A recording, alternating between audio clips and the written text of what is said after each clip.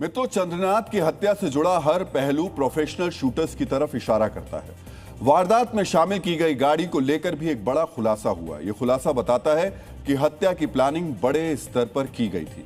अपराधियों ने जिस नंबर प्लेट का इस्तेमाल किया उसकी जानकारी OLX पर बिक्री के लिए अपलोड की गई। अपराधियों ने OLX से गाड़ी का नंबर निकाला, फर्जी नंबर प्लेट बनाई और हत्या को अंजाम दिया।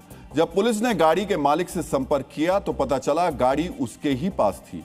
यहीं से फर्जी नंबर प्लेट का सच सामने आया। कोई आम गुंडा होता तो वो मौके पर आता, गोली चलाता और फरार हो जाता, लेकिन ये अपराधी शातिर थे।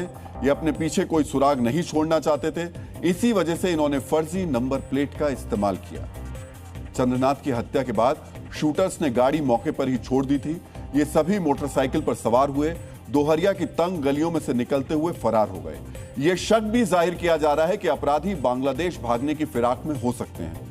दरअसल मध्यमग्राम से बांग्लादेश का एक बॉर्डर बेहद नजदीक है। इस बॉर्डर का नाम है पेट्रापोल। पेट्रापोल एक क्रॉस बॉर्डर व्यापार केंद्र है। बहुत मुमकिन है कि व्यापारियों की भीड़ में छिपकर ये अपराधी बांग्लादेश भागने की फिराक में हो। इस पूरे मामले में एक और ऐसी मिस्ट्री है जिसका अब तक खुलासा नहीं हुआ है। यह मिस्ट्री जुड़ी है चंद्रनाथ के करीबी मिंटू से। जिस वक्त चंद्रनाथ पर हमला हुआ था तब मिंटू भी गाड़ी के अंदर मौजूद था। हमले के बाद मिंटू ही चंद्रनाथ को अस्पताल ले गया था। अस्पताल पहुंचने के बाद से मिंटू का कोई अता पता नहीं है। स्थानीय लोग भी नहीं बता पा रहे हैं आखिर चंद्रनाथ के लिए मिंटू क्या करता था। मर्डर करने वाले फरार, कत्ल के मकसद का पता नहीं, अस्पताल पहुंचने वाला अचानक गायब। ये वो तथ्य हैं जिन्होंने चंद्रनाथ रथ के मर्डर को रहस्यमयी बना दिया।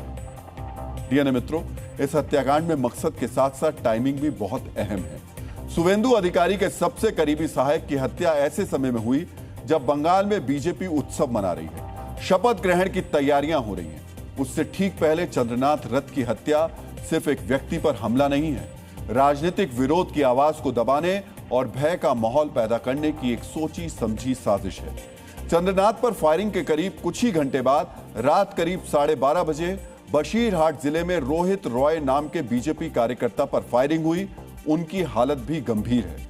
इससे पहले कोलकाता के न्यू टाउन विधानसभा क्षेत्र से भारतीय जनता पार्टी के नवनिर्वाचित विधायक पीयूष कनोडिया के भाई की हत्या कर दी गई थी। मित्रों, बंगाल में 4 मई को चुनावी नतीजे आए हैं और उसके बाद अब तक 5 लोगों की हत्या हो चुकी है।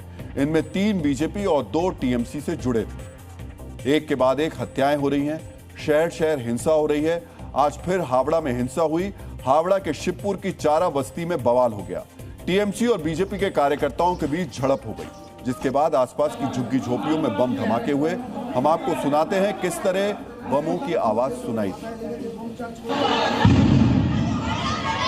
रुको ना, सरीन कहाँ है? अब्बू कहाँ लेके गए सरीन को? कहाँ लेके गए सरीन को?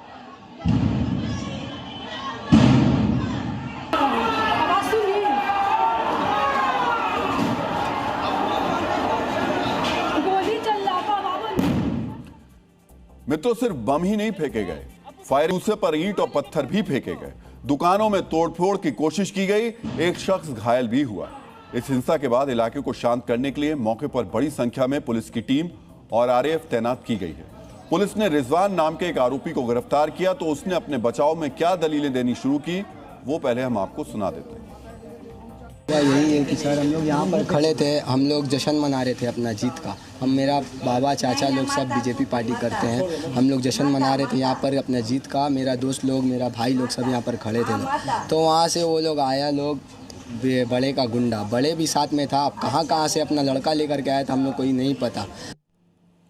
सोचिए ये कितनी बड़ी धूर्तता है। ये एक पत्थरबाज का सेल्फ डिफेंस है। मित्रों, रिजवान ने गिरफ्तारी से बचने के लिए सेल्फ डिफेंस में बीजेपी को ही कवच बना दिया।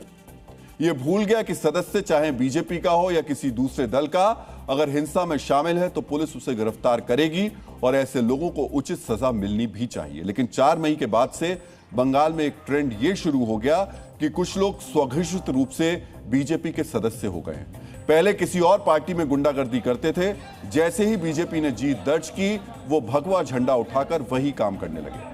बीजेपी ने खुद ऐसे लोगों से दूरी बनाई और सबको सतर्क रहने के लिए कहा है। मित्रों, ऐसे लोग ज्यादा खतरनाक हैं जो विचारधारा का मुखौटा बदलकर हिंसा करते हैं। एक तरफ हिंसा, बमबाजी और दूसरी तरफ घेर कर गोली मारी जा रही है। सवाल यह है, क्या बीजेपी की जीत पर जश्न मनाने वाले और सनातनी झंडा लहराने वालों को डराया जा रहा है?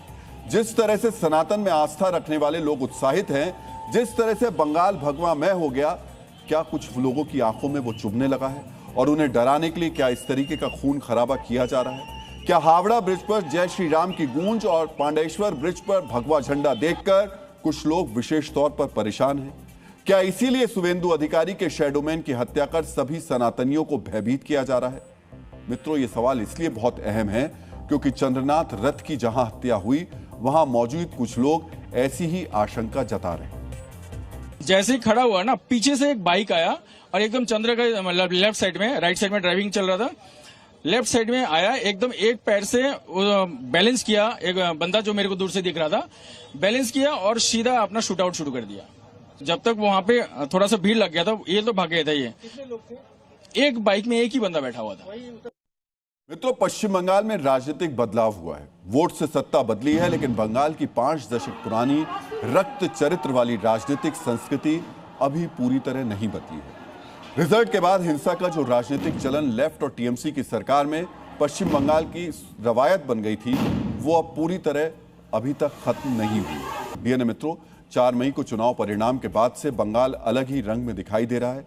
वहां हरा रंग उतर रहा है और भगवा रंग चढ़ रहा है। लेकिन केरलम के चुनावी नतीजों के बाद वहां हरे रंग का जोर दिखाई दे रहा है। जो केरलम पिछले 10 वर्षों से लाल रंग में रंगा था, जहां कम्युनिस्ट झंडा नजर आता था, वहां इंडियन यूनियन मुस्लिम लीग का हरा झंडा हर तरफ लगाया जा रहा है। मित्रों, जीत के बाद विजय जुलूस के नाम पर मुस्लिम लीग के समर्थक सड़कों पर अपनी धौंस दिखा रहे हैं। कोझिकोड के कुडवल्ली में मुस्लिम लीग की जीत के बाद वहां की सड़कों पर सिर्फ हरे रंग के झंडे दिखाई दे रहे हैं। जीत के जोश में पार्टी कार्यकर्ता सड़कों पर हुड़दंग मचा रहे हैं। मुस्लिम लीग के कई कार्यकर्ता महंगी महंगी गाड़ियों पर चेहरा ढककर कैसे हंगामा कर रहे हैं, वो भी आज आपको देखना चाहिए। 2 अलग अलग तस्वीरें हैं। बंगाल में पुल भगवामय है और केरलम में सड़कें हरे झंडे से लैस हैं। वहां हिंदू देवी देवताओं की तस्वीरें जहां लगाई जा रही हैं, भगवा झंडे लगाए जा रहे हैं बंगाल में, और केरलम में मुस्लिम लीग का हरा झंडा लहराया जा रहा है। सड़कों पर उत्पात मचाया जा रहा है। बिना अशोक चक्र का तिरंगा जैसा झंडा लहराया जा रहा है। ये तिरंगे का भी अपमान है। मित्रों, ये सब उस केरलम में हो रहा है जिसे देश का सबसे साक्षर राज्य कहा जाता है। ये सब होने की सबसे बड़ी वजह है केरलम का नतीजा।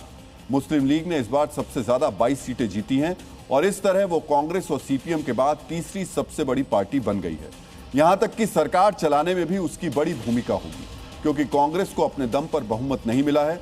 सत्ता मिलने की हनक में मुस्लिम लीग के समर्थक अब सड़कों पर ही शोर शराबा मचा रहे हैं।